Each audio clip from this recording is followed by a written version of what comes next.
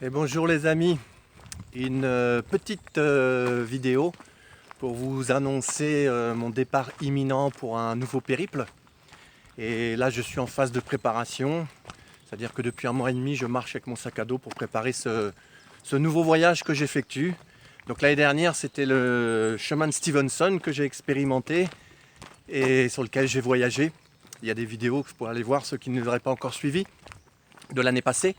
Et cette année, j'ai jeté mon dévolu sur le sentier Qatar, dont j'ai entendu parler depuis fort longtemps. Et cette année, je vais expérimenter et voyager sur ce sentier, sur ce chemin Qatar, donc, qui traverse l'Aude et l'Ariège, deux beaux départements, notamment l'Ariège, que je connais. J'y suis allé pas mal de fois, notamment à Bugarache.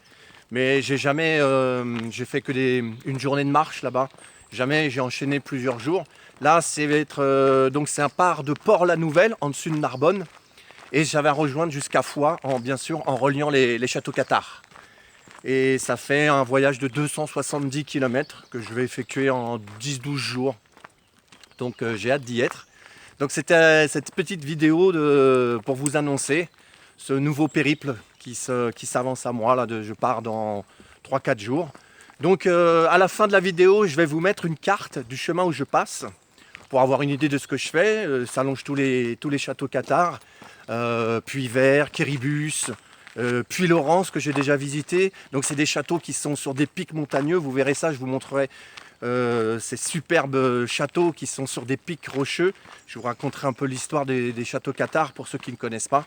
Je vous ferai vivre donc cette nouvelle expérience. Et puis aussi vous faire découvrir ces magnifiques paysages de l'Aude et de l'Ariège. Et donc je vais vous mettre une carte à la fin pour voir où je passe, c'est ce que je fais. Et en fait, si vous habitez sur le chemin, si vous avez des amis ou des connaissances qui seraient prêtes à m'accueillir pour une nuit, hospitalité bienveillante, parce que quand je voyage comme ça, c'est toujours dans un but de découvrir la France dans sa dimension géographique, mais aussi dans sa dimension humaine. Donc j'aime bien faire des rencontres. Donc si vous avez des connaissances qui seraient sur ce chemin, eh ben, parlez-moi dans les commentaires, mettez-moi en lien. Ce serait une joie de m'arrêter parce que je vais beaucoup dormir dehors. Parce que j'ai pas un gros budget et les hébergements, comme je le dis à chaque fois, sont très chers en France, même sur des sentiers de randonnée. Ça peut monter jusqu'à 55 €, donc c'est beaucoup trop. Donc, mais si je peux être hébergé chez l'habitant, chez des gens, c'est ce que j'aime aussi. Ça me permet de rencontrer les gens d'une autre manière. Et puis, si vous connaissez la région ou si vous avez déjà fait ce sentier, dans les commentaires aussi, vous pouvez me dire s'il y a des endroits à ne pas louper, des écolieux par exemple. Il y aurait peut-être à avoir un écolieu pas loin que je pourrais m'arrêter, aller rencontrer les gens. C'est ce qu'il y a. Donc si vous avez des conseils à me donner sur ce sentier, parce que vous connaissez, parce que vous habitez pas loin, parce que vous l'avez déjà fait, je suis preneur. Donc dans les commentaires, vous pouvez me donner des informations que je prends avec grand plaisir. Donc voilà, donc cette année pour la première fois, je m'entraîne avec le sac à dos parce que l'année dernière quand je suis parti, je m'entraîne toute l'année à marcher, à courir, mais sans poids. Donc les jambes ça suit, mais l'année dernière quand je pars avec un sac à dos, ça peut monter jusqu'à 12 ou 13 kilos avec la nourriture. Donc je ne m'étais pas entraîné et les 3-4 premiers jours vraiment sur les épaules et le dos ça tire et ça fait vraiment des courbatures douloureuses. Donc là depuis un mois et demi, je pars marcher régulièrement. 2 heures, 3 heures, enfin plutôt 2h30, 3 heures pour me préparer le dos et les épaules surtout parce que au niveau des jambes, j'ai pas de problème, ça marche bien. C'est surtout pour me préparer au niveau des courbatures parce que ça fait mal et le soir arrivé, surtout quand là je vais faire des étapes entre 25 et 30 km par jour. Et donc c'est à peu près 7 heures de marche avec le sac sur le dos. Donc ça pèse à la fin de la journée. Après ça va mieux, il faut passer les premiers jours, après ça va mieux. Donc je suis très en joie, c'est imminent de partir là, j'ai hâte.